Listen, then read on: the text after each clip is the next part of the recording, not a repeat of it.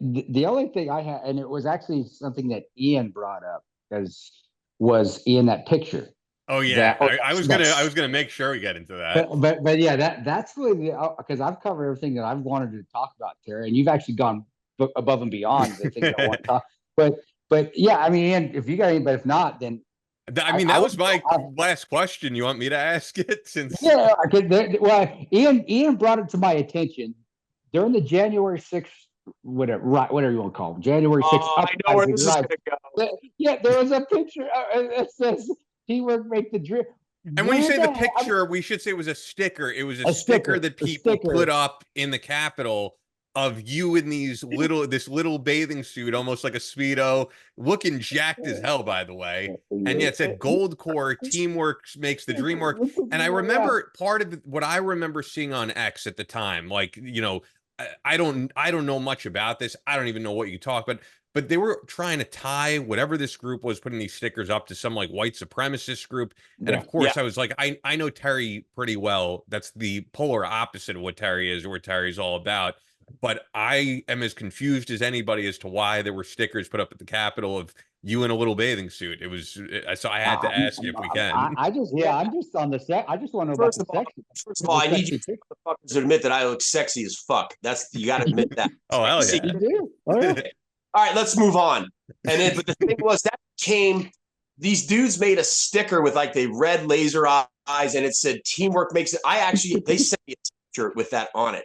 Now, here's what happened. Some guys made that into a sticker, and on January 5th, which was the day before the Capitol, they were walking around and they stuck this sticker. I was not there. I was down. I don't even know if I was in North Carolina, but I wasn't up there.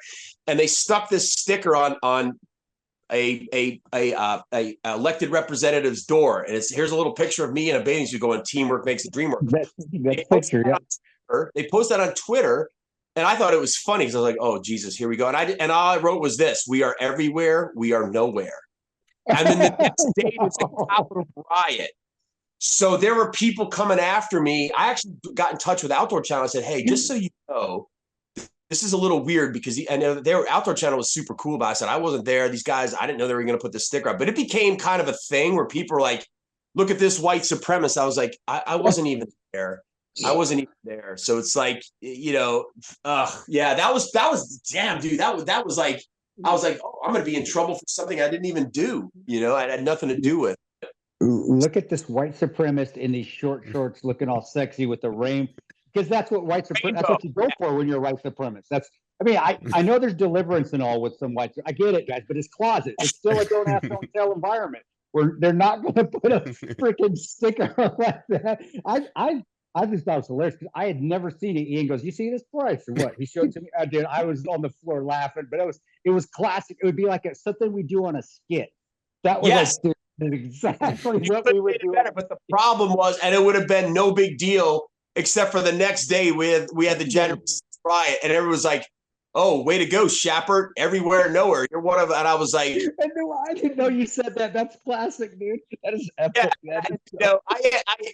I was just like, I'm gonna get, but I was like, if someone comes to talk to me, I mean, you can check my phone. I was up here. I wasn't even up there. I had nothing to do with it. But still, tensions were so high after that. I was like, man, I'm gonna get jammed up for this. But I didn't because I didn't do anything. But still, the picture still pops up on Twitter every now and then, though. Like, okay. Did people think you were there? Because with what happened on January 6th, they do try to tie. Like, I could tell you actually something that happened to me was that I got a call from someone at the New York Times, and they said, "Hey, we're trying to get in touch with some guy who was a military guy," and I'm like, "I have no idea what you're talking about." And they're like, "Oh, you interviewed him on Soft Rep Radio," and truthfully, I mean. Just like Chris and I've interviewed hundreds of people. I don't remember everybody, and I don't even remember this specific guy who happened to be there. But I had no information to give, nor would I. But like, were people trying to tie you to what happened that day when you weren't even there? Because that's happened to other people. There were some people that were coming after me, and they already had a hard time with us because we're conservative and we're whatever. Sure. It all went away because there was nothing to it, but it was still like it's just interesting how people jumped on top of that and were trying to, kind of hammer me for it. I was like, you can hammer me all you want. I wasn't there. I didn't make that sticker. I didn't put it there. But yeah, it was like one of those things. I was like, oh boy, here we go. here we go. So